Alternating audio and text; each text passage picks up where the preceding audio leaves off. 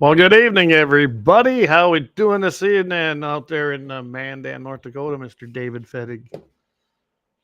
How's it Oh. going? It's a beautiful day, and unfortunately, we have to talk about more federal infringement about the new Yeah, well, 4473.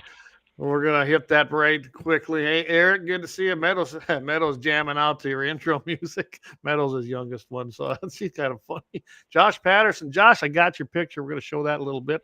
Thanks for tuning in this evening.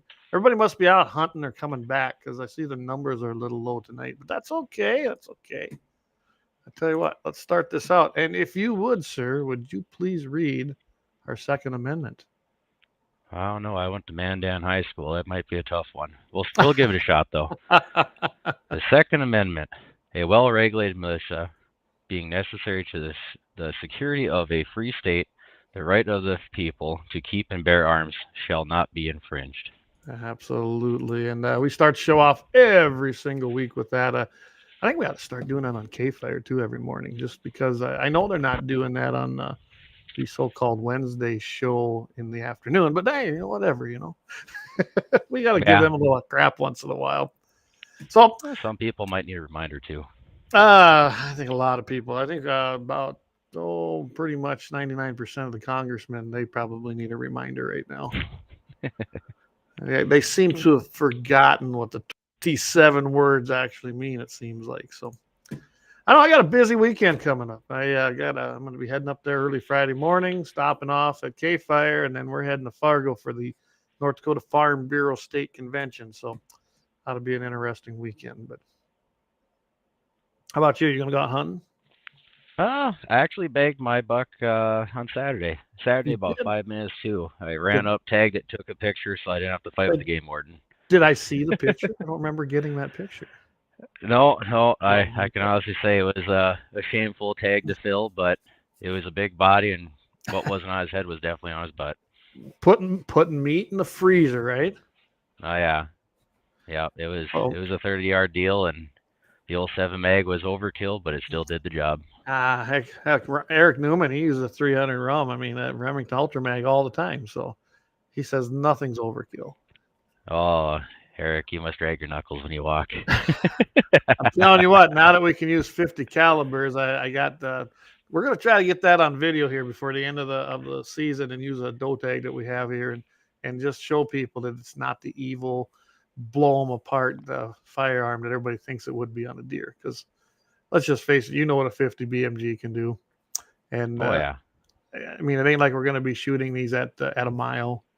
But yeah, I'm looking forward to it. I would make a great video. We ought to be able to spark some naysayers and some supporters on YouTube channel that we have, and probably not call. They'll probably call us fake hunters. We're not real hunters or something. Who knows? But whatever, right? So, Well, there is the notorious video of the 50 cal headshot that even hit the deer. well, that's Keith. I believe that was a Keith Warren video, if I remember right. It was, yes. And since then, he's used that a lot. In fact, I think he's doing it to make a point that you still get the harvest of meat. So,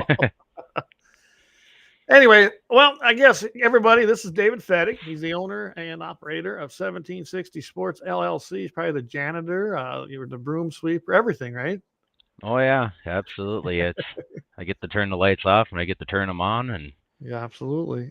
Dave's got a great little dealership up there in Mandan, North Dakota. If you ever want to get a hold of him, here's his number 701 390 8139. Again, 701 390 8139.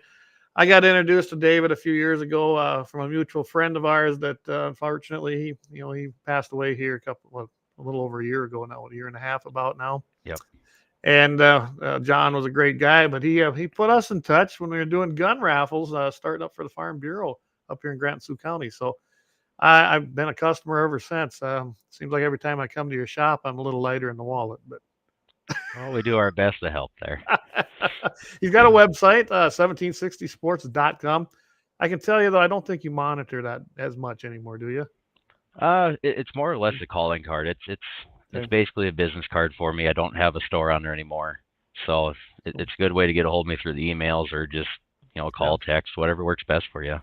Absolutely. And again, guys, especially for our podcasters, 701 390 8139. So Jamie's gone. He decided that I guess he doesn't have to work anymore.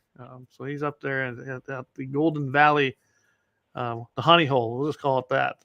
I've seen some videos from there's. He's seen some nice deer up there this year, but nothing that he wants to take yet. So that's the way it goes. But Jamie is up there. He's hunting. I think he's going to be hunting all the way through the weekend, I believe. I think he left at 5:30 this morning. So he says we're on our own for the show. So, anyway.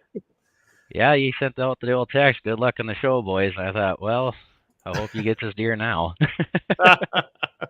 Well, I think this was what he was waving to us right there. So he's in the Taj Mahal of hunting blinds, and I tell you, I still haven't made it up there. I got to get up there the weekend. I was going to go up, I couldn't. I had to change my plans, but I'll make it up there. I think we're going to try to do a little Yodi hunting up there, so that'll be kind of fun. Oh, that'd be a blast.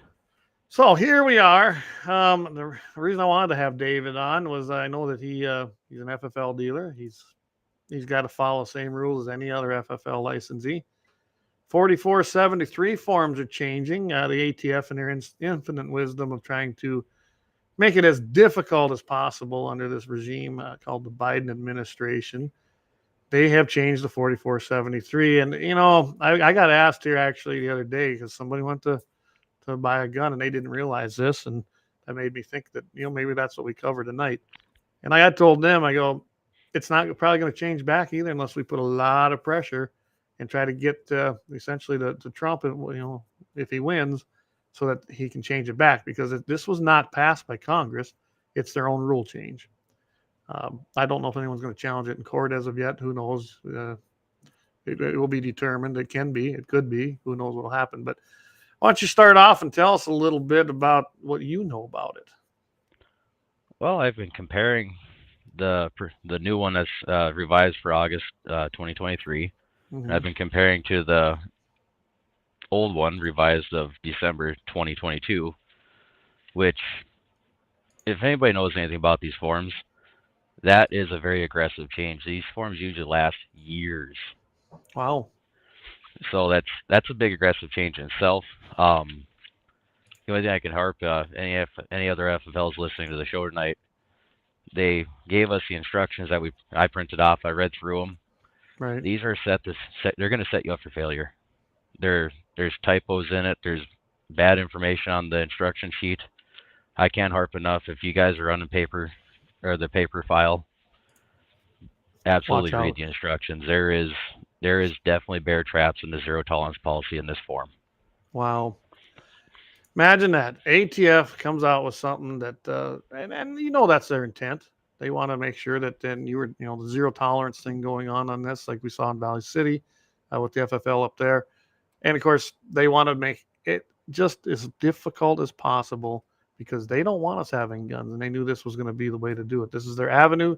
Change the rules. It's like I always say, when commies and Democrats don't like them, they change the rules. When they don't like the rules, they change them. And that's exactly what they're doing right here. They're changing the rules, making it harder.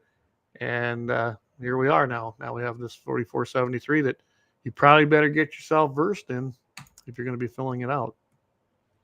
Yeah, absolutely.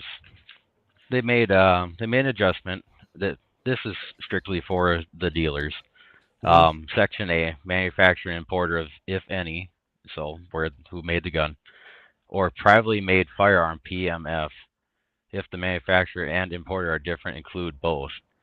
So now they're figuring out a way to do some way to trace down these polymer 80s, the homemade guns. Right.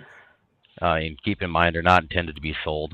It's one of those things you build your own and you keep it until you die kind of thing. But that, people come hard for money and pawning whatever comes across. So now they're trying to figure out a way to track that through. Yep. So that's the first step that's changed on the dealer side that I've seen here. Mm-hmm. The instructions talk about some other stuff that has changed, like resident and city limits. That's the questioner section B. This is now the purchaser's part. Do you reside in city limits? Yes, no, or unknown. That's actually not new. This was on the dealer side. December 22 revised reform. So you've already been answering this if you bought a gun in the last year. Okay. Just shooting down the list, the questionnaire as usual, place of birth, dates, social security number. None of that has changed.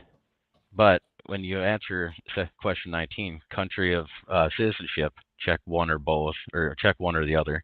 Mhm. U.S. citizen or other country or countries specify. If you're considered a national, you can check the U.S. box, which I'm not really understanding what the definition of national is if you're not a U.S. citizen. Yeah. But going back into the question here, question B, if you guys recently purchased a firearm, question B used to read, do you intend to purchase or acquire any firearm listed on this form? And any continuation sheet, so if you're buying more than 3, there's a continuation sheet. Mm. Or ammunition for sale or other disposition to any person described in question 21C through M, which is commonly all the felons, Right. illegal immigrants, so on. So getting back to that one with the multiples. Now I remember multiple gun purchases. Generally, we didn't fill anything out on that form, the original form. I haven't bought one on paper for a long time. Mm-hmm. Usually the dealer would fill that in, put them in there, and then they'd get asked that question when they called in the NICS, right? Yep. So now we actually have to fill that in? Is that what you're Nope. saying? That's Oh, the multiple continuation sheet's always going to be the dealer because we're writing in okay. the manufacturer, model, serial number, the type it qualifies under, caliber and gauge. All right. Or gauge, not am gauge. So that's once again that's the dealer side of it, but it's asking about it's basically stating that, hey, we want to know you're buying more than 1 or 2 or 3 or 500, whatever your crazy collection can end up being on that day. Should be as many as I want, right? Hell yeah, why not? Doug actually chimed in here. He said he's been doing everything electronic. So I threw it out there. Is it easier doing it electronically? Like I said, I haven't had to do one for a while, but I haven't bought anything since they changed the form, at least not through a dealer. Bought a couple private sale ones, but that was family members, so not a big deal. I shouldn't even admitted that right here, but anyway, I said last time I did an electronic one, it was okay, and it seemed pretty easy to do. But I wonder what's that going to do now. My position on it is when you do electronic form stuff like that, you have your subscriptions and stuff. I do it strictly by paper entirely because it's cost of overhead. Mm-hmm. I am a home-based business. If anybody's looked up the store already, you see that the Google drop is right on my house. So actually, I don't have behind the his house, he's got his own building. Yes. Yeah, it's a detached shop. It's out back. We're following all city regulations here. But I think the reason I don't do the electronic form is almost entirely because of overhead. The ebook stuff like that. It's easier for me to keep paper books, remember how to write legibly, and safely store that documentation. So everybody does something different. I do it as old fashioned as possible. Well, electronic, like you said, the overhead to put the system in. By the way, they don't provide that for you guys. Anybody that's got an FFL and they want to put that in, they're going to have to pay for that, whatever it takes to do that. All they provide is the system from the ATF that you can access. Otherwise, you're on your own to do it all. Correct me if I'm wrong, but it's entirely up to the FFL dealer to install the equipment that's necessary, right? Yeah, absolutely. If we're not being forced one way or the other, it's just as long as we're up to regulation. Yes, good. Yep.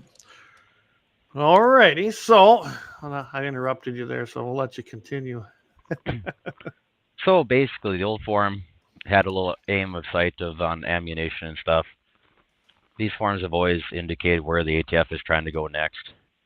So the fact that they took ammunition off the questionnaire on the new one gets my attention. Now question B now says, do you intend to sell or otherwise dispose of any firearm listed on this form and any continuation sheets in furtherance of any felony or other offensive punishable by imprisonment for a term of more than 1 year, a federal crime of terrorism or drug trafficking offense. Federal crime of terrorism. So that's interesting. So everybody knows I'm not giving you the answers to these questions. If you actually read the portion where you sign It's right there. and says you didn't lie, you're aware that you're going to prison if they figure it out. You know, the Hunter Biden thing, more or less. Right. It tells you right on your what you're supposed to answer, how you're supposed to answer, Right. and if you lie on it, they're going to more than likely figure it out. I mean, it's not too often a federal agent doesn't already know the answer to the question he's asking you. Well, that's any police officer, or I haven't met a cop yet that doesn't know the answer when he's asking a question.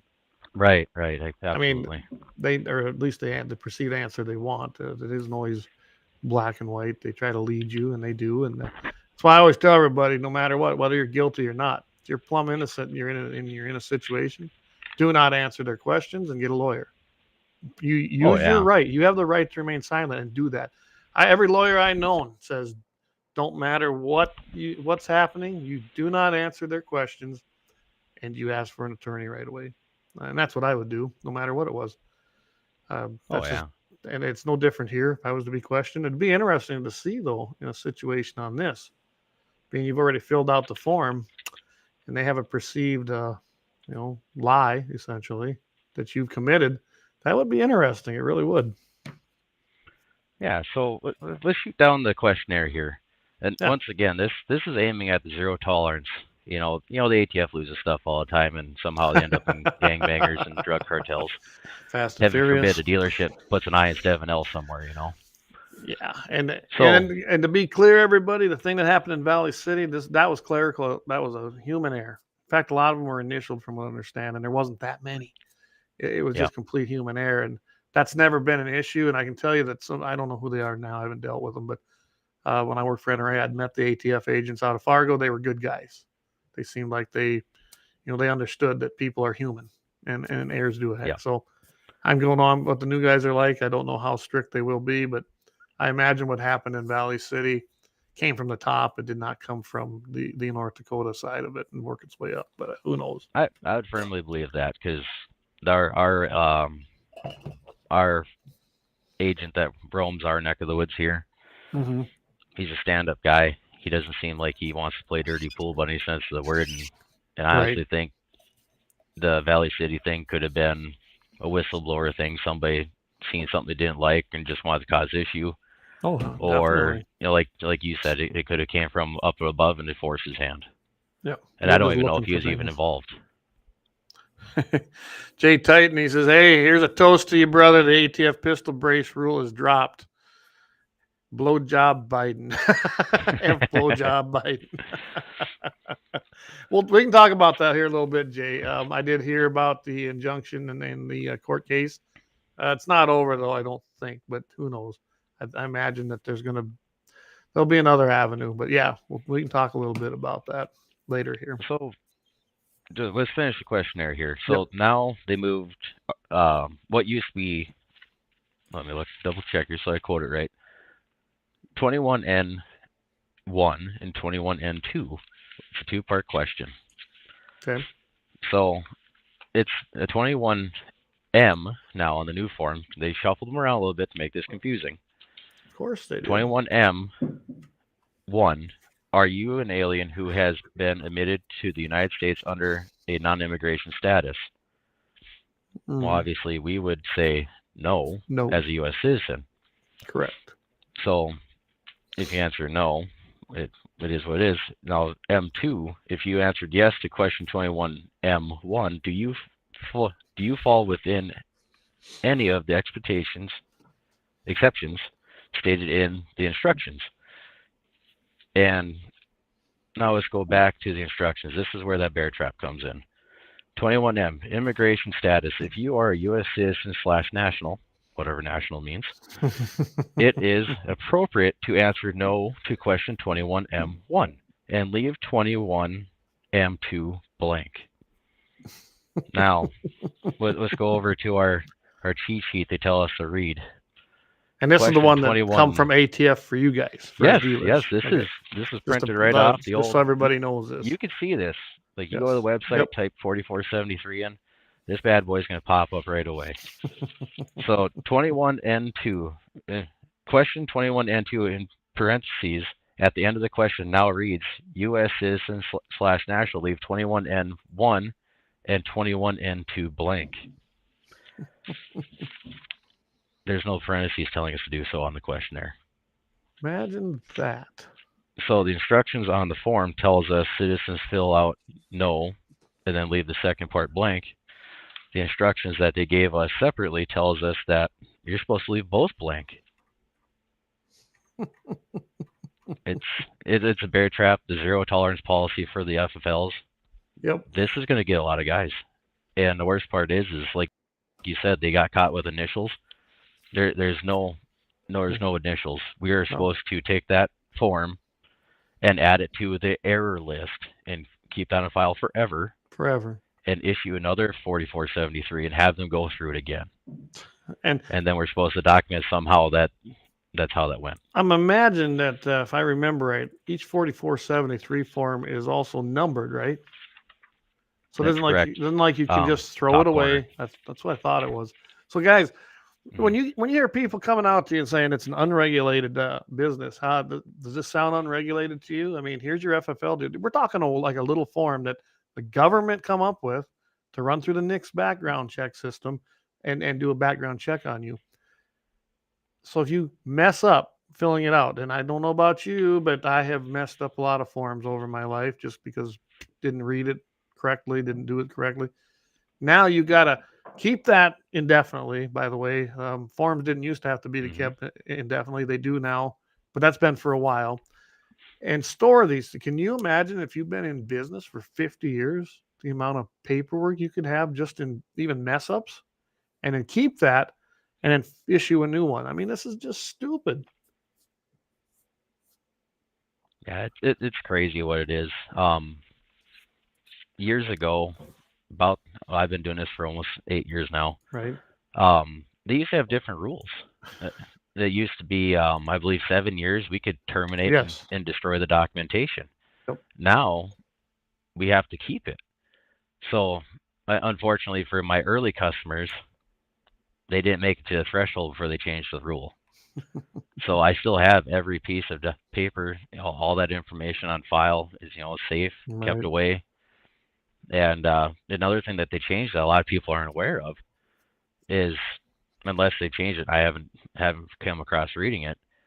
It used to have a rule that the FFL was required to keep their books and maintain their safety, and then whenever we feel that we don't want to be the guardians of our books anymore, we can turn them in. Right. Now, if you're not a licensed dealer anymore, you're forced to turn them in. Wow. So even if you retired, you kept them. Now you can't. Yep. Now that sounds like de facto gun registration to me. It potentially is, and I have no doubt that's what they're using it for. We passed a law several years ago. We're supposed to prevent that, but I know it didn't happen because we've heard about now that the FBI and the ATF they didn't do that. When they do these background checks, they held on to them and they weren't supposed to. I think they had 24 hours and they were supposed to get rid of it, but they didn't. They just went ahead and kept. And but we're supposed to trust them. Yeah, it's pretty crazy. They have the Safer Act and stuff like that, where they do the 10-day suspension for under 21. Yes.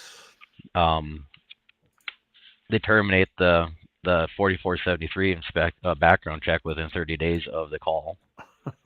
So they give us an expiration date. So if you don't hear back, from my understanding, it's a cold trace. You have to start over. Yeah, it used to be. It was just a proceed, right? Proceed, deny, delay. Right, and if you didn't hear nothing, then you could proceed with the transaction, right? North Dakota, I've actually recently just printed off the rules for the state, okay. And I can't find it now, so I don't know if it's been removed. The NICS background check people would tell us if no notification was given by said date, you can proceed the transaction. I haven't heard that in probably close to 3 months now. So I should do more homework on it. Right. I kind of went to the policy, if I don't get a proceed or deny, I just basically call the transaction a stalemate. I used to follow state law, and I just tell them, it's like, hey man, why don't you just give it 2 weeks? Right. If I don't hear anything, then we'll go ahead, because legally by state law we could. Yes. I mean, that's well beyond the threshold, but I really didn't want to be the guy that said, hey, you're good to go. You're on day 8 here, Right. 8 business days. You're well beyond the threshold. Go ahead and take your gun. Yes. And then they call me and say, hey, don't proceed. And now I got to give your information to the sheriff to collect that gun. And I don't want to use gun back. No. Because it's a used gun. And the worst part is I don't have to give your money back. That's the way the law is written on that. So it's bad for customer service. It's bad for clientele base. Bad for everything. It just sucks. I hate being the guy that says the infringement is, I'm holding you from, owning your stuff, but right. 10 minutes of fun for you ain't worth 20 years of my time. No, and why would it be? And that's what they've done to you guys. It's just like they made every business in the country a sales tax, a tax collector. Let's face it, that's what they are, collecting sales taxes, other taxes. You are a tax collector now. Well, they've made you guys essentially responsible for their regulations, rules, forms, and now they're coming back and now they're going to start telling you, well, if you screw it up, now we're going after you, the dealer, and take your license away, absolutely, and possibly fine and or jail you. I mean, that's what they're doing. And I don't know if anyone remembers this in the 90s when the Clinton administration, they called them kitchen table dealers. I'm sure maybe, I don't know. I got 10 years on you, so I don't know about that. So, yep. But we were coffee table dealers. Coffee table dealers. Yeah. And they were trying to eliminate them guys because, them were the guys that, and we're sitting there going, wait a second, them are not the guys that are the problem. Them are the guys that probably know every single customer personally because they do 10 to 20 transactions a year. Back then they had their FFL out of convenience, really. And so that's why they got it. And that's the people they wanted to eliminate. And like I said, that's right. They were blaming them for all of the guns, which now fast forward here and we know about Fast and Furious and what our own agencies were doing, running guns across the Mexican border, dropping them off and then getting in the hands of cartels and not just killing people, but we even killed some of our border people. So we want to trust them guys. I'm going to go through a couple comments here. Matt Spencer chimed in here. He said the e-form just makes it so data is automatically updated in the Fed spreadsheet instead of a person sitting there filling it out for a non-existent federal firearms ownership list. We were just hinted about that. Remember, I said they're creating a de facto gun registry, and I know they're doing it. Have no doubt. And that's true. I've looked at doing like crowdsource filing to help keep safe books. And usually when you read the disclaimer, the books are open to whoever they want to sell your information to. Right. That's also why I don't do it. Yeah. Doug Thompson there, he made the comment here. Also now if under 21, it's auto 7-day hold. It's actually 10 days. It's actually 10. And I think I read that on there on the website when they were going to that. And it's BS too. We and Jamie actually went over some of the numbers here not too long ago when they first started talking about that. And we guess what we found out? Most of the people aren't under the age of 21 that are doing the crazy people. A lot of times are under 18 if you want to get technical on some of these other shootings. Otherwise, the range goes all the way to 21 to, pick your age. There's no really this 18 to 21 year age thing. That was just an arbitrary number because they figured they could get that through in the Bipartisan Safer Communities Act, which there's nothing safe in it that it does to make communities safer.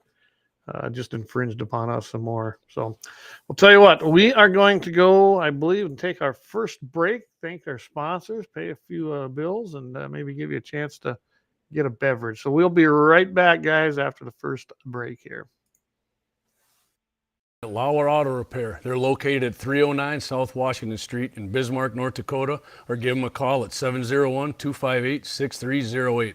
The team of mechanics at Lauer Auto can tackle any problem your vehicle is having, and when you do business with Lauer, you can be assured you're doing business with the Pro Second Amendment America First Repair Shop. There's plenty of other auto repair shops in the Bismarck-Mandan area, but why take the chance of patronizing a shop that might not have your beliefs at heart? Make no mistake, Lauer Auto is your Pro Second Amendment repair shop. When you talk to the guys at Lauer Auto, don't forget to tell them you heard they're a sponsor of Guns and the 701 and that you appreciate their support of our Pro Second Amendment, Pro North Dakota live stream and podcast. That's Lauer Auto Repair, 701-258-6308, located at 309 South Washington Street, Bismarck, North Dakota. All right, welcome back, everybody. Hey, Bad Boys Custom Lures, guys. He says, It took me forever to get it to let me to comment. I noticed that for you guys are doing the chats. I've actually been flipping over to my Rumble channel. They weren't coming in here as fast as I'm seeing them on the live, and I don't see what all you guys see on the other stuff. I have a different menu of running the actual platform. So thanks for holding in there. And then, like I said, I get to the comments. He also says that I like how he put this here. He says, then enlistment shouldn't start until 21. Can't fight and die for your country, but restricted when you get to home or get your home to protect yourself. Exactly. If you're 18, you can pay taxes. You can be tried as an adult. You can enter into contracts. You can be held accountable for debt. You can be drafted if they implement it. You have to sign up for selective service. It's still there. They just haven't implemented it, I believe, since Vietnam. So you can do all these things, but yet you can't own a firearm and exercise your actual Second Amendment right. It makes no Yeah, it's a sense to terrible me. thing, isn't it? I mean, to me, it's ridiculous. My personal favorite is the politician that says that their minds aren't mentally developed, this, that, but yet we have 19-year-olds flying, $15 million fighter jets. Yeah. Their minds aren't developed, but yet they're out there. They're handling the weapons of choice by our military, full autos, non-full auto. I mean, everything. They're out there launching rockets. They're flying jets. They're doing everything that most of these politicians probably can't do. Be my guess. None of them could. They probably don't even have enough intelligence to do half the thing these guys are doing. But yet, by golly, if you want to buy an 870 Remington, you got to wait 10 days just because you're between 18 and 21. Yeah, it's insane. And they keep that record. I guess that just means we'll just buy them privately here, and then maybe they'll be gifted, to anyone under 18 in my family. Speaking of youngsters, me and you talked about this earlier, and we talked about hunting. Kids hunting. Everybody, Yes. had that grandpa or somebody that dropped them off at a section line and said, "Walk the other end, I'll meet you there." Yeah. And this week here has been kind of a brush up on trying to keep up with the century code, the state laws, federal laws for North Dakota, and Right. I found one of them pretty troubling. Clayton, you remember what I'm talking about, right? Yes, I do, and it's probably something we're going to have to address in the 2024 legislative session. Now that you told me about it, I'll let you finish up. But I did contact a couple guys already, one in the Senate, one in the House. So yeah, so everybody's caught up. It's section 62.1-02-07. Use of a firearm by a certain minor's prohibited penalty. Well, that sounds like fun, doesn't it? Yeah, doesn't it? And guys, again, this isn't our century code. This is North Dakota state law. This isn't federal stuff. So, it reads the following. Any parent, guardian, or other person authorized by the parent or guardian of any minor under the 15 years of age who permits that minor to carry or use any firearm of any description loaded with powder and projectile in public is guilty of a this is nice Class B misdemeanor. This section does to apply if the minor is under the direct supervision of a parent, guardian, or other person authorized by parent or guardian. So basically what that's saying is grandpa can't kick your kid out at the section line and catch him in an hour down the path. Yeah. And we all know what a Class B misdemeanor does in the state of North Dakota now, don't we? I'm sure you heard about the Luke Simons deal for not having the proper license plate on his vehicle. Guess what that does to you? It also suspends your firearms rights in the state. Did you know that? I was not aware of that, no. Yes. So that's probably coming up in the next session. We're going to try to put something through in that special session, but then the powers that be there said, nope. We're just going to keep it right to the budgetary stuff. So there's a lot of stuff. There was a lot of bills being introduced, but that was one of them that was going to try to fix that. So yeah, if you get a Class B misdemeanor in this state, you will lose your firearms rights, just so you guys know right now. And it can be something very simple. I mean, a Class B misdemeanor isn't nothing. I mean, really. But in this state, it's enough that you lose your firearms rights for a year. So be aware of that. I'm not seeing I came across something. Maybe somebody can find it. I read something in this There's this roughly 10 pages for North Dakota. Something Mhm. about you having up to 20 or 30 days to get your gun rights back after getting a Class B misdemeanor, but I can't remember where I found it in here. I might. Boy, this new information has been a whirlwind of torture. There's something with that. I don't know if it has to do with the appeal process. I mean, you can be charged with one. Of course, you got to then be found guilty if you choose to do so. But a lot of people, they don't. They just take the fine and go and plead guilty. So maybe that's where it comes from. I don't know. I do know that. Here, Bad Boys Custom Lures just said it. DUI restricts you from buying as well. You're right. There's some Mhm. issues when you get a DUI in the state of North Dakota, and it does influence your firearms rights. I don't think they can come and confiscate the ones you have, but yeah, for I think is it a year? I think it's a year. I You think so. can't make any more purchases for a year, which is what the hell did that have to do with it? You were stupid. You were behind the wheel. Let's remember, DUIs now, guys, are not what they used to be. Now they're what 0.08. I mean, they're nothing really. You could have went out and had a drink and probably had a DUI, and you probably weren't drunk. But that's a whole nother subject we're not going to go down. But yes, Oh, if yeah. you get a DUI, in fact, I don't even think you can go into Canada anymore, can you? If you got a DUI on your record, that's still the rule. I wish I could remember the statutes I don't. for it. Yeah, I don't We remember either. jokingly call it the pardon from the Queen. It costs you a ridiculous amount of money. I mean, Okay. bless the Queen, she's gone now, and so I guess it's begged the King for a pass.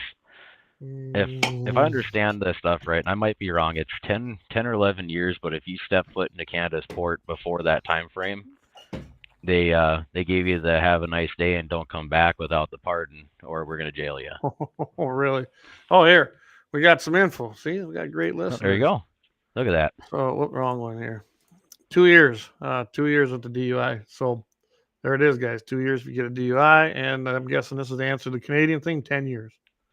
So Yep. just so everybody's aware of that. Which I mean, they can do what they want. It's their own country, but DUI is 10 years. You can't even go into the country. But I don't know why you want to go up there anyway.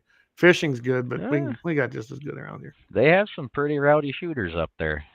I'm sure The they do, competition but world up there is pretty wild. We have a handful of guys that come down and shoot with us, and fantastic group. And that's why they come down here where they got freedom. well, they don't like our rules. You know, we have slightly different rules, so they kind of give us a little guff that we have it easy, but they that we have they're it easy. fantastic guys. They really are. Oh yeah. Our competition rules are quite a bit different. We do a different style of firing. Okay. I see what you're saying. I thought you meant with possession. I was like, wait a second. Oh, that too. Yeah, that's a rabbit hole for another day. They can have stuff, but they can't sell it now. And boy, Trudeau sure made it rough. He really did. Corey Merriman. It's been 10 years. I suppose it has, hasn't it? I might be able to go back to Canada now, Corey says. That's a buddy of mine. He lives south down there by the reservoir down by Shade Hill. So, yeah, in fact, I got to tell you about Corey's little mishap there. He rolled his pickup right in the highway patrolman's yard just south of town. That's not good. Oof. So yeah, that was a hard one to swallow. But hey, I suppose that has been 10 years ago now. Didn't realize that, Corey. So we're good to go when we take off. You've got to drive through Georgia, not me, and we'll talk about that some other day. So okay, back to is there anything else on there we need to kind of make sure we don't get trapped into? This one's nice, and this is a good whistleblower for the general public. It's against the law for the North Dakota to do any buyback program. So out of all the stuff that our politicians, local and abroad, are doing incorrectly, they at least got that right. So it's illegal in North Dakota to do buybacks. It's prohibited. And I think we did that last session, didn't we? Is that when we passed? It seemed like Ben Koppelman pushed that through, but I don't honestly remember. I don't see the date. There's no date put in here, so I'm not sure when that's gone through. I'm pretty sure that was last session. Seems like Ben was working on that, and it might have been the one before, but I'm pretty sure he was involved with that. But it's just, I guess that kind of leads then to going, if you get your concealed carry permit in the state of North Dakota, that still serves sufficient for NICS, right? Yes, absolutely. Those that have the card, on the top right corner of your card, you'll see an NTN number. That is the number that the FFLs will put on your documentation, and that does Gotcha. waive your NICS background check, and that There you is a go. section on our forms. And that's a good thing. I mean, we've got constitutional carry in the state for the residents. So, I mean, in reality, you wouldn't need it unless you want to travel through other states that still require permits, things like that.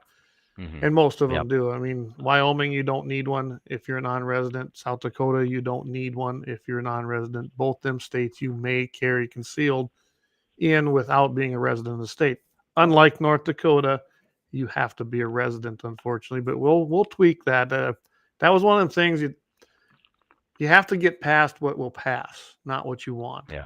We wanted the constitutional carry, so that's what we went with, and that's how we got it. But there's room for improvement. But anyway, the nice thing now is if you have a concealed carry permit, there's a reason to probably get it.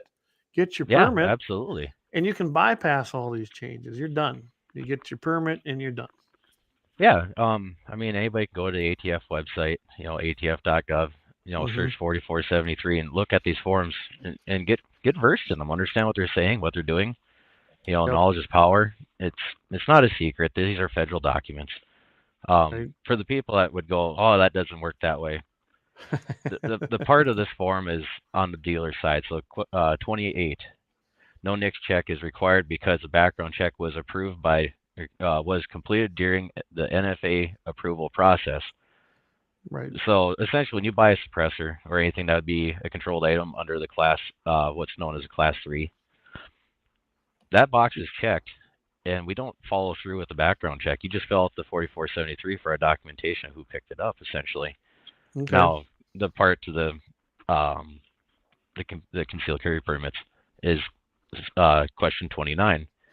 No NICS check is required because a transferee/buyer has a valid permit for the state where the transfer is taking place, which qualifies as an exemption to NICS. And the question has issuing state and permit type, date issuance, if any, expiration, if any, and permit ID number. So I think I just gave you 30 seconds of why you should go take that class.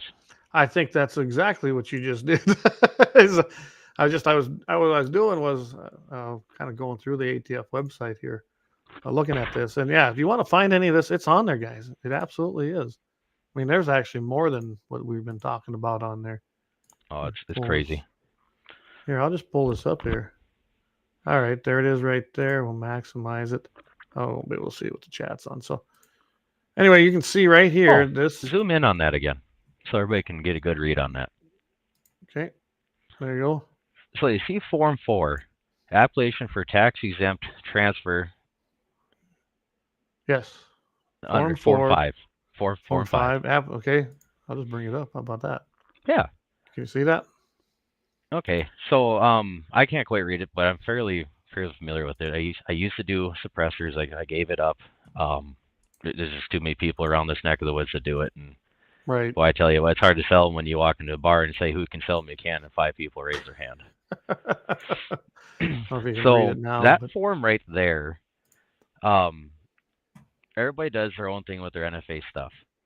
And since we're looking at this form, that form right there is the form that is filled out when you pass away, and you either will the suppressor or controlled item to your kid, brother, cousin, whatever. Gotcha. As long as they're able to legally own the article that you willed to them, that's the form they fill out. So your next of kin does not fill out a $200 tax stamp.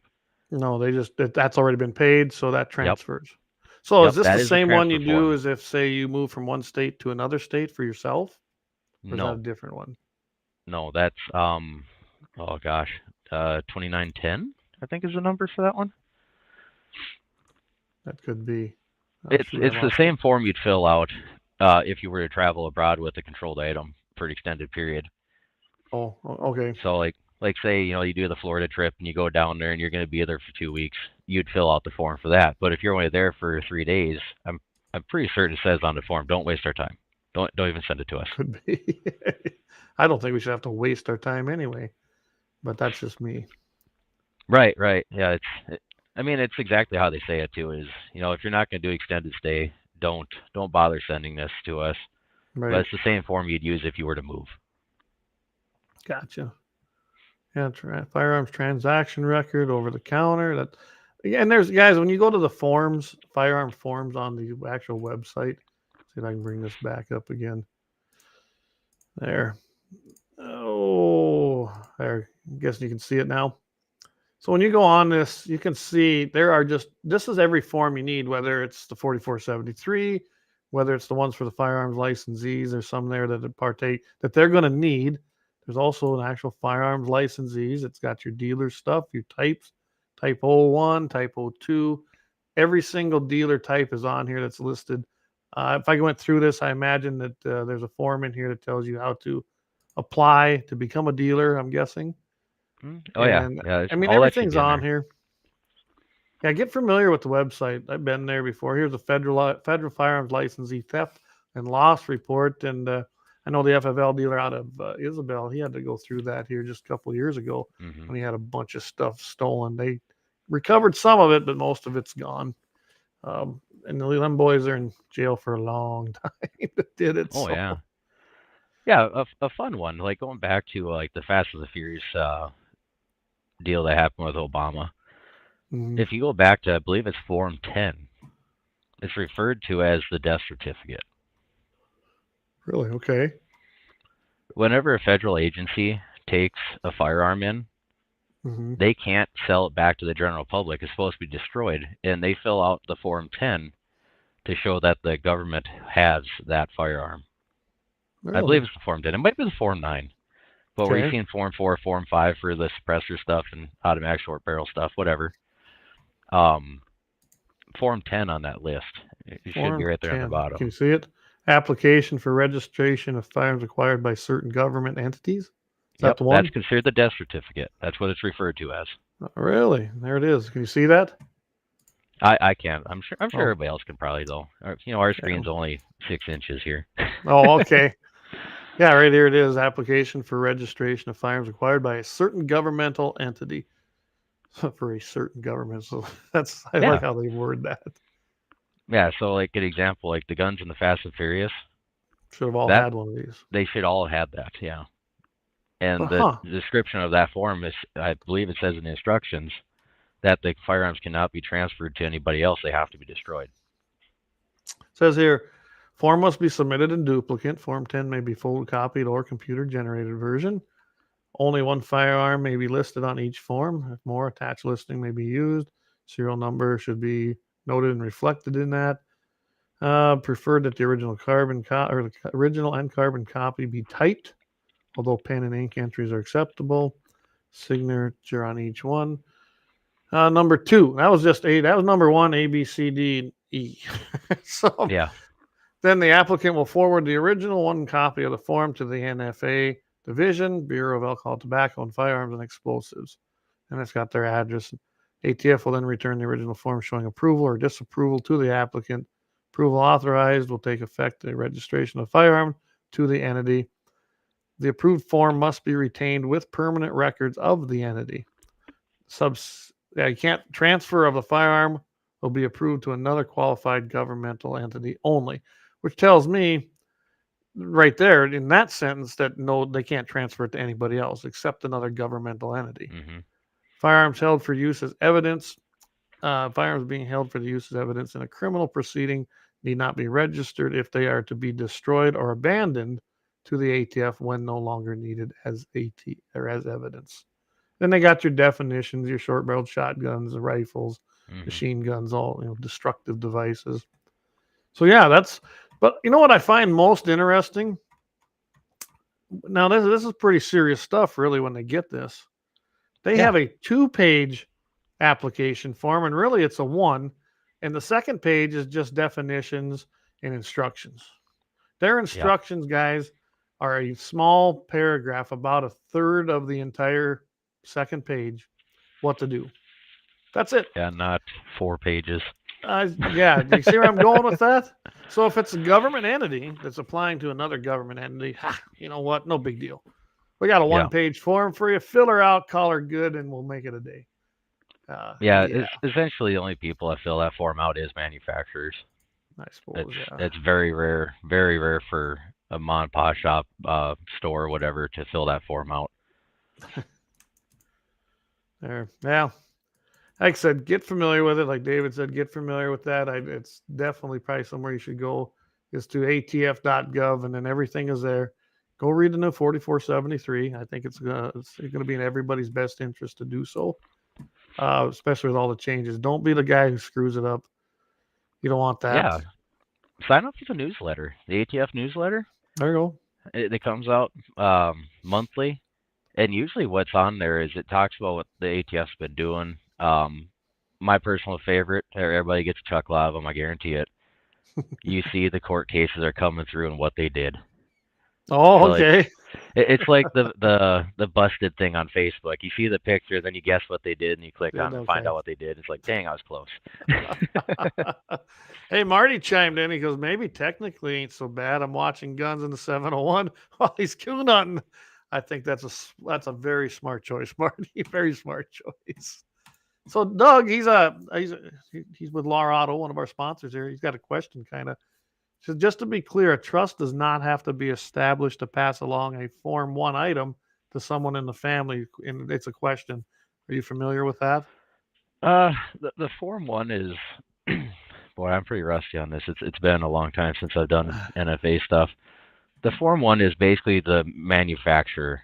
Like, say you want to make your own suppressor or short barrel rifle or whatever. That's where the Form 1 is. It's kind of a manufacturing kind of thing. Gotcha. Versus the Form 4 is you're buying a finished product. My understanding, and I'm gonna kind of paraphrase what I was told from my ATF agent when I first started doing the FFL stuff. Right. It was very clever lawyers that found a way to market something that wasn't necessary. And by all means, trusts are important. You know, if people do it with their land, people do it with their property, people are doing it with their guns, suppressors, automatics, whatever they have. It's understandable why they do it. But that fear of the Fed coming in and taking all your toys because you didn't do it in a trust, that's not true. Not true? Okay. No. Actually, I was a dealer for them. I own many. They're all personal. They're all done Form 4, individual. They're in my will that, you know, the wife takes care of that kind of stuff, and that's the end of it. And another thing to mention, so say you don't have your affairs in order on that kind of item. Mm-hmm. You don't have a will put together, whatever it may be. The biggest thing is if you don't have your affairs in order, make sure that the family picks somebody that's going to be the executor of the estate that is not a felon and isn't restricted by any reason. Because if you don't have your stuff in order and your executor of your estate can't possess it, they will come take it because they can't possess it. I bet you no one even thought about that before. Yeah. And when they think of felons, they think of, you know, the evil guys you see that are murdering people. There are different types of felons, guys. Felonies are felonies. You know, everything has a level. So make sure that it isn't. Imagine even if it's a white collar crime that was, you know, debt has been paid, but they're still considered a felon. It would probably be an issue, wouldn't it? Yeah, absolutely. So it's by all means, do what you think is right. Research your purchase plan, your continuations. You know, do what's best for you. Right. I mean, I'm not going to tell you that you should or should not do it. I did the individual thing because I'm not worried about the continuation. Right. If it concerns you or if you want to share that article with somebody else, I mean, maybe someday I will put my suppressors into a trust. That way my kids can take them. And mine, I have mine. Mine are in a trust. I did it that way right away.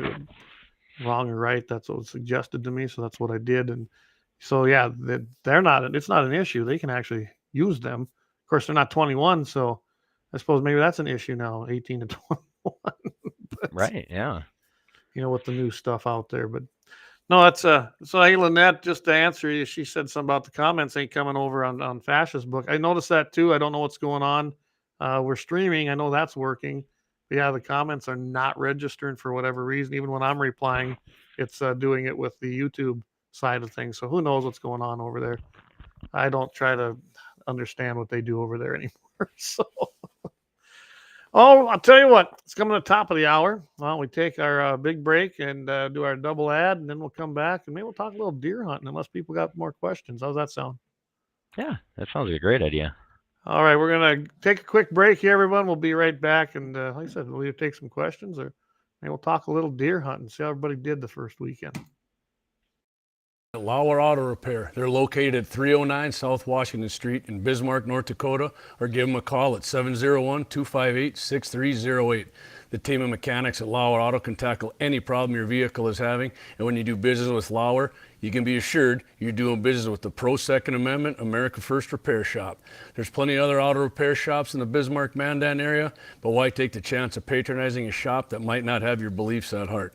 Make no mistake, Lauer Auto is your Pro Second Amendment repair shop. When you talk to the guys at Lauer Auto, don't forget to tell them you heard they're a sponsor of Guns and the 701 and that you appreciate their support of our Pro Second Amendment, Pro North Dakota live stream and podcast. That's Lauer Auto Repair, 701-258-6308, located at 309 South Washington Street, Bismarck, North Dakota. Guns and the 701 is sponsored by the Blind Guy of North Dakota. For all your custom window coverings, you can contact them at 701-222-3932. They're freedom-minded, they're patriotic, and they love the Second Amendment. This husband-wife team was born and raised right here in North Dakota and based out of Bismarck. Again, for your Second Amendment company, for all your custom window coverings, the Blind Guy of North Dakota, 701-222-3932, or visit them on the web at blindguynd.com. All right, yeah, thanks to Lauer Auto Repair, 309 South Washington Street, 701-258-6309. Sorry. I got mixed up there. Anyway, we want to thank Lauer Auto Repair. They do a great job down there, and deer season's upon us. If you need a little work done to your pickup, you might want to get in there and get it done. They'll get you on the road. And again, thanks to the Blind Guy, blindguynd.com. Wyatt and Tammy do a fantastic job. In fact, you'll believe it or not, Jamie's got blinds in his Taj Mahal hunting blinds. So he did the work out there, and he loves them. So guys, get a hold of them, blindguynd.com. All right. So if anyone's got any more questions, you can just roll them in here. I'm seeing a lot of them, not everything. I know we were talking a little bit about some things that were brought up, and one of those was basically what's happening with the pistol brace stuff. And I believe if I got this right with the latest deal, it landed a 3-judge panel in the U.S. Court of Appeals for the Fifth Circuit has ruled unanimously that the final rule that came from the BATFE on firearm receivers is illegal and has remanded the case back now to the district court for reconsideration. So that's where we're at. I think this is far from done. I think it was stupid anyway. It was just another thing to try and regulate everybody over a hunk of plastic, essentially. So right now, I guess it's kind of a stalemate. From what I understand, reading all of this, and it's a unanimous ruling, so that's a good thing. I think what's going to happen here is if they're going to kick it back down there. If that comes out of that district court, again, with the same ruling, I imagine the Fifth Court's going to probably send it on. If it ends up in the Supreme Court, I guarantee you, the Fifth can actually overturn it and say, yep, we're going to base this on Bruin. There's no historical basis for this, and throw it out. They can appeal it. If it ends up in the Supreme Court, I don't know if it would, because the Supreme Court is probably going to rule the same way they did on Bruin. I mean, Bruin was huge. I don't know. I've said that multiple times on here. Bruin was huge because it was based on the historical usage. And we'll see what happens. But I think that's where we're at right now. So right now, we're okay. I know the Second Amendment Foundation was included in this. They were happy with the ruling. And basically, their opinion is the same as mine. ATF has exceeded its authority. They're ruling through regulation. They're making law through regulation. That ain't how it's supposed to do it. They're supposed to do it through Congress. So we'll see what happens. I'm kind of interested myself to see how this turns out. Well, and I thought I'd address part that. of it is, they're coming up to the point where they're making law-abiding citizens felons overnight Stroke over of the pen. something that is cosmetic. Yes, cosmetic. It's just like the assault weapons ban when they passed it. Think about it. Folding stocks, suppressor. It wasn't even suppressors. It was flash hiders on the end of your guns and a mag. Mhm. That was a lot of that was. I mean, what in a forward grip, there was I forget how many things on there that violated that, and a lot of it Oh, was cosmetic. you know, I don't have my competition rifle back here, unfortunately. I can tell you right now, my F class gun. A lot of listeners probably don't know what F class is. The best way to explain it, it's prone bench rest. It's one shot at a time, precision shooting. Not taking anything from anybody else's sports, but Right. we definitely don't have the game by the ass. It's a hard game to play, and my single shot 308 would not be considered a safe gun. It would be considered an assault weapon because of the configuration of my single action bolt action gun. Yep. Well, and that's just it. They take these firearms and they base them on looks. I think they target stuff that they figure maybe not a lot of people really have because there won't be as big of an outcry. Can you imagine if they came out and said, "Hey, all bolt action rifles that can take a tube or a mag, anywhere from the calibers of 22 up to 50 cal, they're illegal now." And you know what I just described here. Can you imagine? I mean, I imagine there would be a little uproar because it pretty much encompasses every single rifle made. Oh yeah. But if you Well, go like after in the something break. like a pistol brace, rather than, I mean, let's face it, a pistol brace is a hunk of plastic, secure. It makes it secure, so you can shoot it one handed. Short barreled, rifle. I know a lot of handicapped people that have actually used them because they can't move this arm for maybe had a stroke. They're fully functional. Their arm don't work. So they use that because they've got that brace and it Mhm. allows them to shoot that firearm again, which they should be able to. It's just it's insane what they were doing with that to begin with. Oh yeah. I It's think like I see a lot of look at guys. Jamie. What's that? Look at Jamie. Look at Yeah, you. he does everything kind of goof. We see him in the intro. He probably could use an arm brace from time to time. Well, yeah, he probably needs one there. But, a great example. We know I see. Jamie's a pretty good marksman, right? He is a good marksman. So I got here's a 10-round magazine. Why is that not scary? But the big old 100 is. Yeah, see, there's the one he needs. Oh yeah, he needs this. Jamie, come on down. You need this. I mean, you sit in the blind all day anyway. It's not like you're gonna carry this heavy thing. I mean, here's what he had to do this. I don't know if you saw this picture. Oh yeah. It's on his Grendel. I believe that's a 60 rounder. But yeah, it looks like one, yeah. And everybody, that's his hunt rifle. I know it might be shocking to some of you, but that's his hunting rifle. So don't worry about it. It can be used for hunting. He's got all the evil things on there. He's got the bipods. He's got that big drum on there. He's got the telescoping stock and a pistol grip and a suppressor with a rail.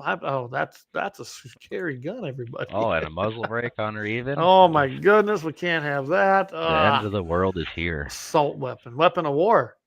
Isn't that what they always call it? Weapon of war. Yeah. I picked about 50 weapons of war out of the tires of my pickup today. We've been over the weapons of war thing on here. The crossbows are weapons of war. If everybody wants to, if they want to, go review some of the past episodes. We kind of broke down the weapons of war several times on here. So Doug puts on here. See, everybody's switching over. I noticed that the YouTube comments are not coming through for whatever reason. But I noticed that everyone switched over to YouTube. These bolt actions with a scope will be considered sniper rifles in the future. Hey, you'll be okay though, won't you? You're a sharpshooter. Oh, right, no. David? Oh yeah. Yeah, remember? Yeah. David now is he's certifiable. But anyway, he's certified sharpshooter. All right. So more people understand the concept. When you compete in the NRA's sanctioned stuff, there's 5 classifications. Marksman being the bottom, sharpshooter, expert, master, and high master. It's based off percentages, and unfortunately, the competition side inside the NRA's office is pretty short-staffed. I mean, what is a handful of people do the whole country? 2. It used to be 2. I couldn't believe it when I walked in there, and I was like, this is the entire competition department. There was 2 people in there. Now that's been several years ago, but I can't imagine it got any better. So you sit there and think about it. I mean, I've been incredibly lucky. I've been shooting with some great guys that's been willing to share that decades worth of knowledge they hold, Mm-hmm. and I went from an absolute beginner to running with the boys. And Yeah. I'm thankful for the guys I shot with. It's been great help. And Well, yeah, it's a funny good that community, that's where I right? got placed. Yeah, absolutely. Yeah. If you guys are retired or ain't got nothing to do on the weekends or whatever, man, I can't post enough.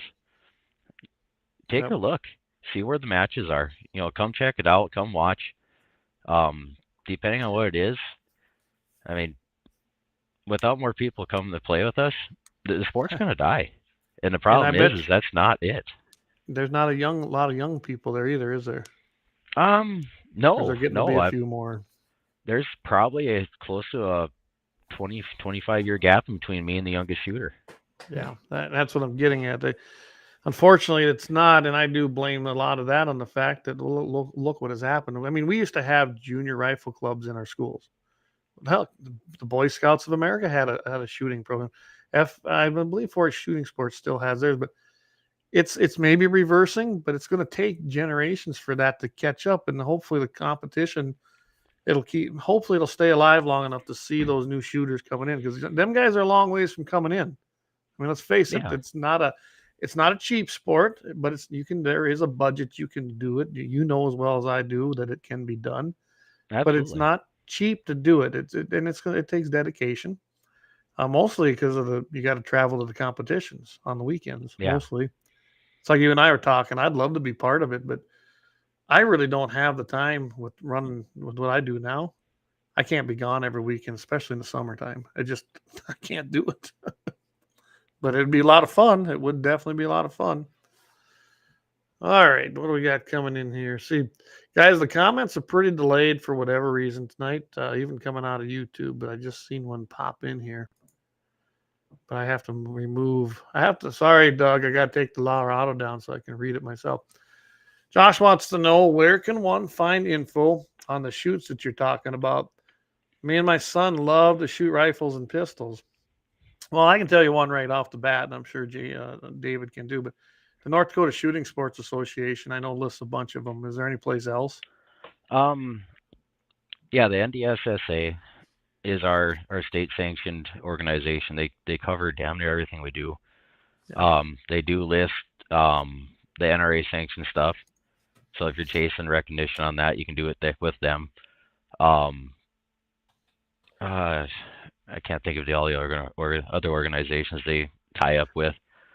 So I know you that can South check their Dakota schedule. Shooting Sports also used to do it. I don't know if there's anything on the civil defense sites, but I know that South Dakota CMP, yeah. Shooting, yeah, and I bet you they've got them listed. I would just can't imagine they wouldn't, but maybe they One of the don't. clubs that's real good about that is the Bismarck Mandan Rifle Club, BMRPA.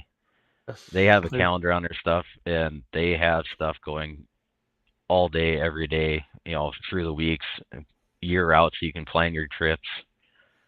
Once you kind of get in a group, they send out blast emails where the next events are going to be. So like myself, I typically shoot Moffett for the 1,000, and then Okay. I'll go up to Rolla for 600, or also known as mid range. So the guys that are saying long range is like 300-400 yards for deer. You're coming up short, boys. You Coming gotta. up a bit short, and you're talking to a champion shooter here. David had a really good year last year. He really did, guys. And I had a he's great too year. modest to talk about it, but guys, David did an excellent job, and I can't say enough about his skills. They're top notch. Yeah, it's like I said. I mean, you guys helped me along the way. I consider you guys as a sponsor. You guys helped me with the store stuff, and it's been fantastic. And Yep, and so I yeah, wish we could I've do had a more good too, run. but like everybody else, we're just getting started. I just brought up something here, guys. Here's your national match. Right now, the calendar for 2024. You can find this at competitions.nra.org, and this starts in July. So you got week 1, 2, 3, 4, and then 5 in there, and then you got your range. They got what range 19 and 20, range 6, and range. Well, they're all range 6 right now. So this is where they're at right now. You can find them on there right at the competitions page on NRA's website. So that's one Camp place. Atterbury. What's that? That was Camp Atterbury. Is that That's where it the was? national match. Yep. That's national match. Okay. Yep. And that's just one of them. A lot of them. There's a lot of nothing else is really on here. I suppose because nothing's really been set yet. Would be my guess. They are pretty thin. I think the Okay. NRA typically only lists the national stuff, which like what you just looked at. A lot of it is check your local club's websites. If they do any competitions, they'll have that information there as well. So I just pulled it up here. You got national matches, the Bianchi Cup.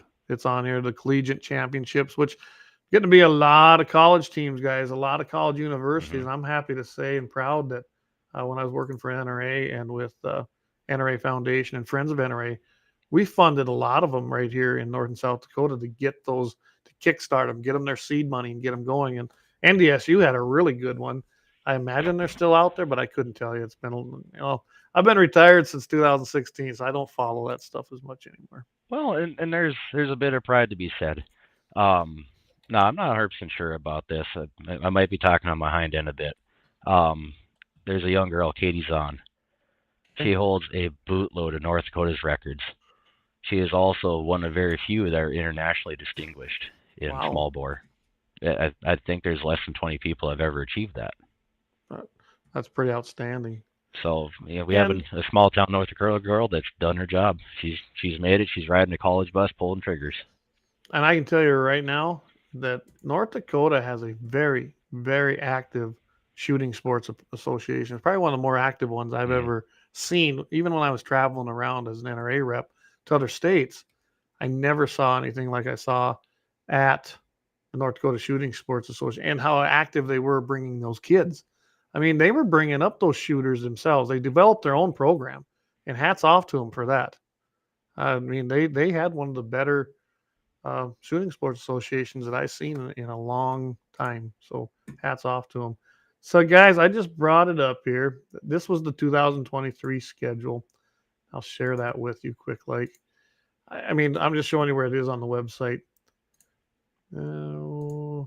Give me, there we go, right there it is. This is what it looks like. North Dakota Shooting Sports. This is their calendar of events. Of course, that's done for this. I imagine they're getting ready to get geared up, though. Yeah, I'd click on it just to see what that laid out looks like. And that's what I was going to see what it'll load up here for us. It should. There you go. So this was the 2023 schedule. And look at that. It started off right there in January. Remember, there's a lot of indoor ranges in North Dakota. Actually, there's a lot of indoor ranges. I mean, more than what you see in a lot of states. So take advantage of those. I mean, Minot's got one. Bismarck's got one. Grand Forks has one. Fargo has one. I don't know if Dickinson's got one yet. I imagine they're going to work on one if they don't. I don't know if they do or not. I haven't heard anything being shot out there. So, but it really gives you an opportunity in the winter. I mean, that's really the only way we can do it out here. I'm not going to go out there when it's 30 below. So, right. But here you go. You got January was pretty full. You got February, March, April, We're not May. seeing anything on the screen here. What's that? We just see the home page still. We're not seeing the pop-up you got open. Okay, just a second. Let's see if we can make. I suppose I have to share a different screen. There, can you see it now? Probably not. Nope. Oh, how about now? Yep. There we go. So anyway, like I said, you got something going on in just about every single month. Then you get in here in April, you got your cowboy action shooting up there in Bismarck, and I suppose they're still doing a little of that inside, but maybe outside. In the winter months, they do. Indoor varmint match that took place in April. So now you got a 22 black powder cartridge rifle silhouettes. I mean, guys, there is something to do. Here's your high power clinic. So they do clinics too. So if you're interested, check it out. And right there, you've got Tom Hedrick and his numbers listed. You can give them a holler and they'll get you signed up, I'm sure. I mean, this is an active association. I can't say enough about Tom Hendrick. I've seen him work with new shooters, experienced shooters, stuff like that. He's a sling shooter. I jokingly say they're blind because their targets are twice the size of mine. They call me a sandbagger because I don't hold my gun. Okay. Because we use sandbags to hold the back of the rifles. you know, So it's kind of a friendly joke going back and forth. But as far as Tom Hendrick, boy, that man's intelligent. And nothing makes me laugh harder than him watch somebody reach down, twist the knob on their scope, half a twist without even thinking, and go, that should do it, and puts him right in the black. And it it's like, puts him right there. who the hell is that guy? That's a guy who shot a lot. Yeah, I recognize Yeah. a lot of these names on here from NNA days. You got Tom Wrighton Yep. up there in Grand Forks and Walt Fairbanks.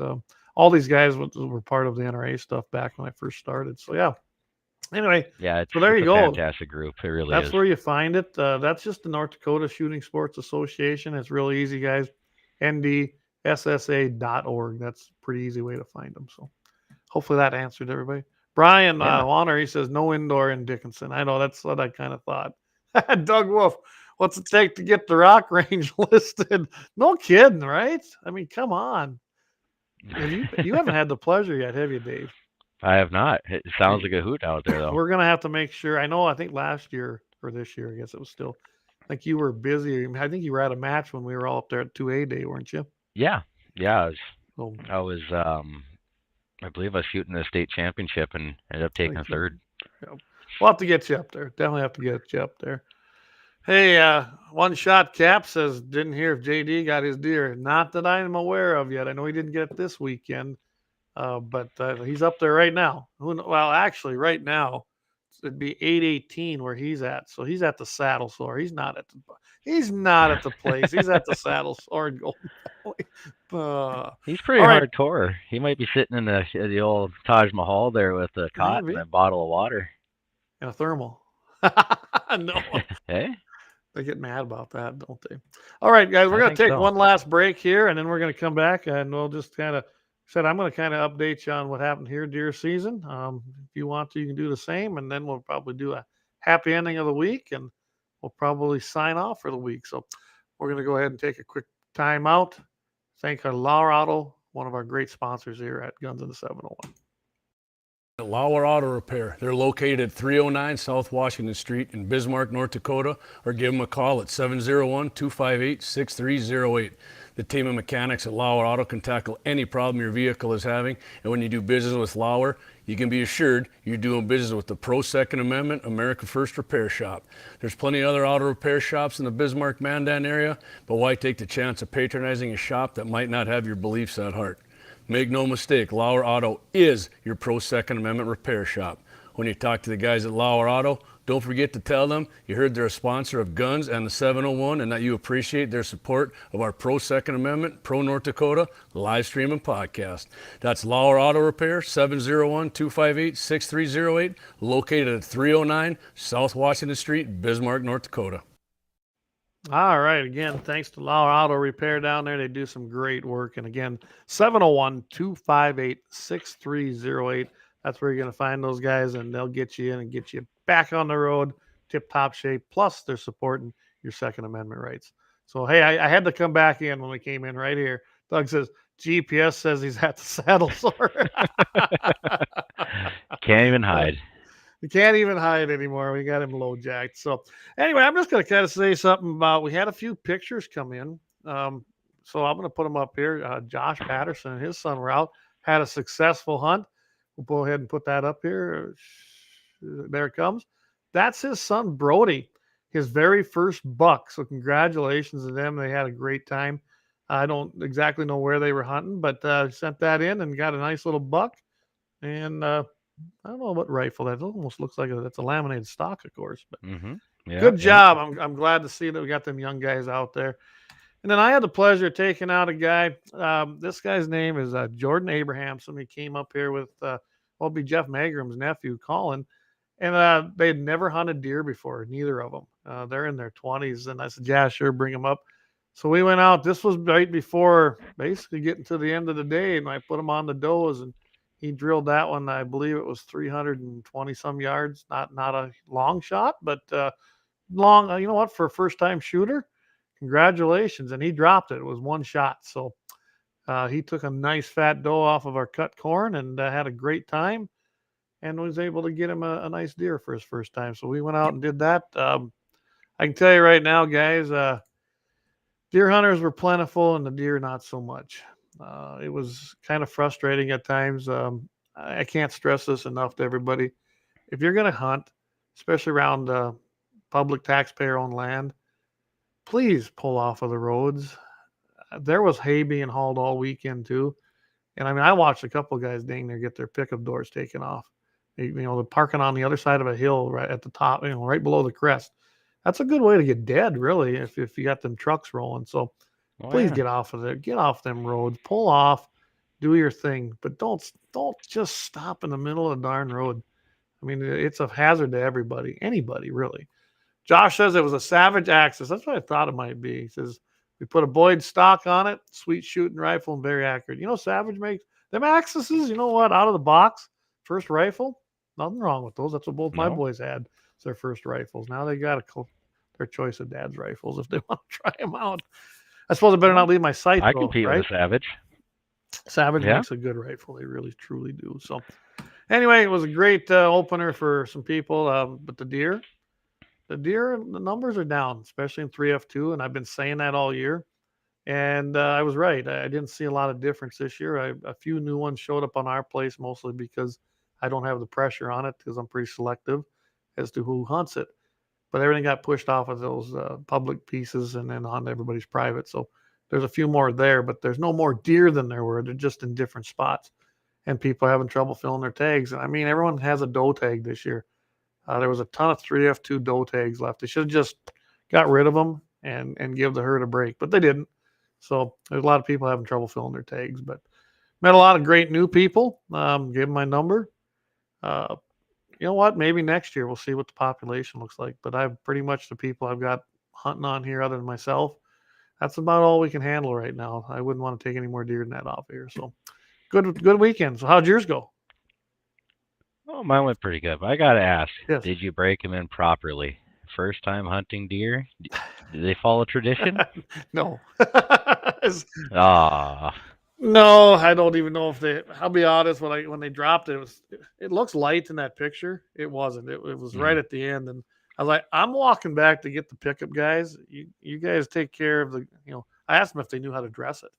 They said, well, we watched some videos, so I kind of ran them through quickly the basics, and they did it. I went up, got the pickup, hiked back over there, got it, come down there, and they pretty much had it done. I showed them how to do the old butthole trick, and that helped them. They didn't really, they heard about it, but they didn't really know how to do it. Got that. So yeah, I'm not going to clean their deer for them. I had just instructed them, and they did a good job. We threw it in the pickup, and we went home. So it was a good day. But no, we did not partake in the tradition that many do.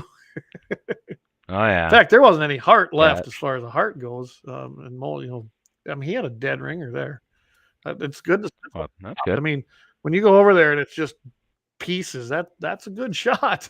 So. Oh yeah.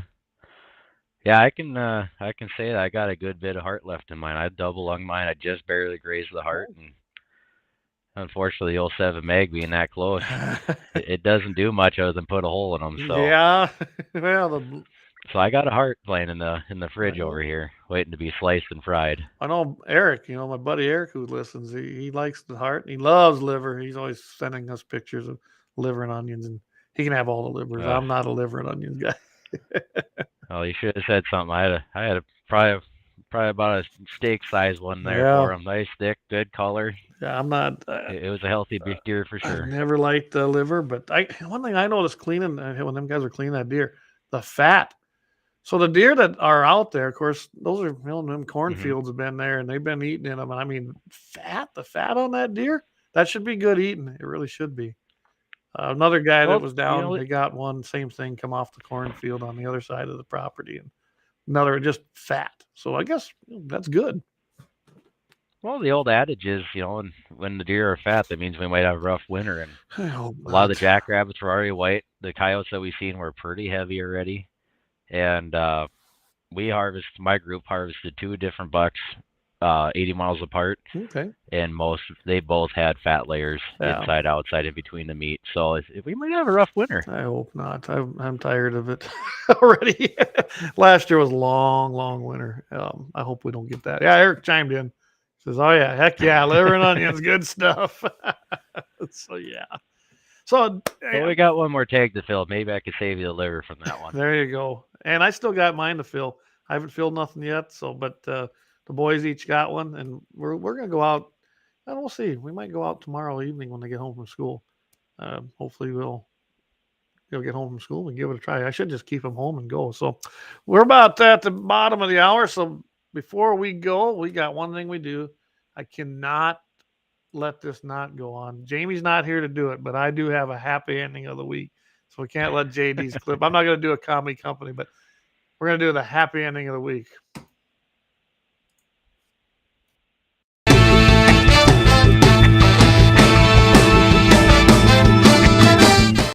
I still like that clip.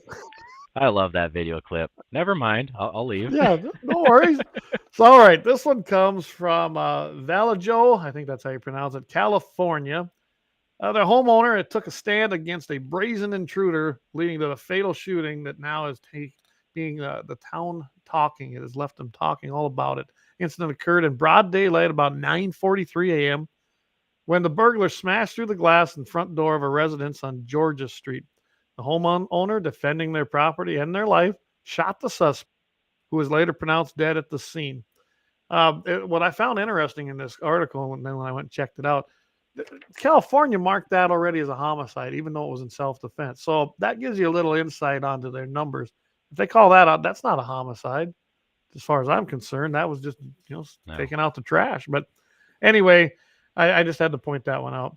They say that the details are still unfolding, but the police department arrived to find the man shot at least once. Homeowner said that they're said to be cooperating with the investigation, and authorities are calling for anyone with additional information to come forward. Sergeant Rashad Hollis, though, did say, that's the public information officer, that it appears that the homeowner did act in self-defense and very unlikely that anyone will be arrested. So, yeah, I guess one other quick thing is it wasn't that far away from the police department. So here you got these things happen. It sounds like it's only like a block away from the actual police department out there in that community. But yeah, basically the person said, nope, self-defense. They were going to go after me. So I took them out, and I don't blame them. I was noted, though, that a neighbor said that this guy has had, the suspect was known for aggressive behavior, often yelling and screaming and insisting fear in those around him, and been arrested many times. So, so the guy comes in. It sounded like he probably had a gun. I was looking at some other articles and trying to follow up. That's all I could find. So if he did, he already was breaking the law because he's been arrested for multiple burglaries and things like that. Kind of a bad apple. And you know what? It's a happy ending because now we don't have to worry about him anymore. And an innocent person used another firearm in self-defense. So there's your happy ending of the week. What do you think about that one? That's always a good day. It's always a good day. So, I'm not saying we need the good old vigilante days back, but I think if the quote from Mike Tyson, people forgot what it's like to get punched in the face. Yes, I have. Speaking of that, did you see what happened in Congress? No, I have not. Kevin McCarthy took a pop shot or something I haven't looked at all the details, but evidently Kevin McCarthy, he can't take not being speaker, and he evidently ever elbowed someone or give him a punch or something. So Matt Gaetz actually brought up I think it was a bill or something to basically for his actions. I didn't read. I just caught it. Must have happened either yesterday or today. So I'll have to look more into it. Maybe we'll talk about it on Friday. But yeah, so it's getting wild in Congress even. So I'll have to see what that one's all about. Yeah, I had to mention it because he talked about being punched out. So he's maybe Mike Tyson's on to something there. I don't know, man. Mike Tyson's getting up there in age, but I still don't think I'd want to make that old boy mad. Oh, he used to. I mean, even in his prime, he hit hard. I bet he still does. The guy was just a powerhouse. And he does fundraiser fights now, where he does a little expose thing, boxes a couple of local guys, and all the money goes to a local charity of some sort. And I've watched his training videos. Like, what is he, like 50, 60 something? Oh yeah, you blink, you miss his jabs. Still, the guy he dominated boxing for a long time, and he couldn't get his personal crap together. He had some issues, but I think maybe he's okay. All those pictures of him walking around with powder on his mouth. Yeah.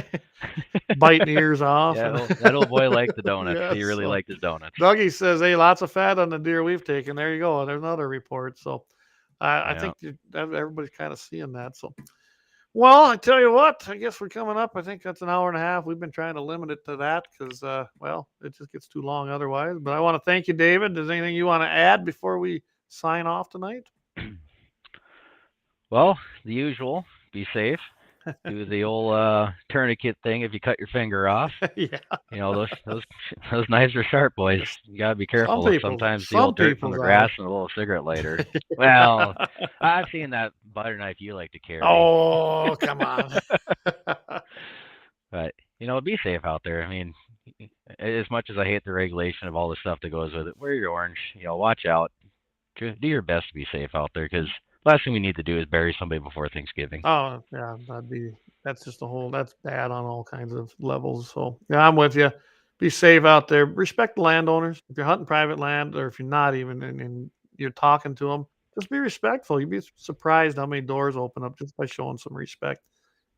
You don't own private land. I mean, if you're not the owner, you have no rights to it. And if you're on the public land, same thing. Be respectful. Don't be like today when I drove between the section line of the public land and mine today. I know you got to take a dump, but could you at least use a little shovel and bury it and not leave a roll of toilet paper everywhere? I mean, I'm serious. That is not the kinds of things that are going to get you on private land. You see that and it just torques you off. It torques me off. I don't do that, and I don't expect anybody else to. So, well, it's November. We don't need Christmas trees quite yet. Exactly. So Eric says we own our land. Us too. We do. So anyway, just be respectful. Do the right thing out there. Have some fun. And I can't stress this enough. Take a kid out there. Get them going. That's how I got started. My dad didn't hunt, but basically I had a guy that took me out and showed me how to shoot and do it safely. And I know Eric can contest. I wasn't exactly the safest person at first because I didn't know no better. But yeah, do it right. Have some fun. Be out there. And I want to remind everybody, 5:50 a.m. radio, KFYR, Mitchell in the morning, 8:15 Central Time, 7:15 Mountain. And you can catch us there every single Friday with Mitchell in the morning. Got some topics, and we're going to be giving away something. So tune in. We're going to have a little trivia question, and we're going to do a little gift package and have you call in. That'll be on Friday morning again. So again, with that, say, what's that? How many tickets do you have left for that raffle? Oh, I guess I haven't counted lately. You need some more? I could probably use a few more to sell, but what I'm getting at is, you fellers listening, ladies, you guys need to buy a few more of those tickets, because I talked Clay into buying that gun for this raffle sell out. He's not going to trust my judgment anymore.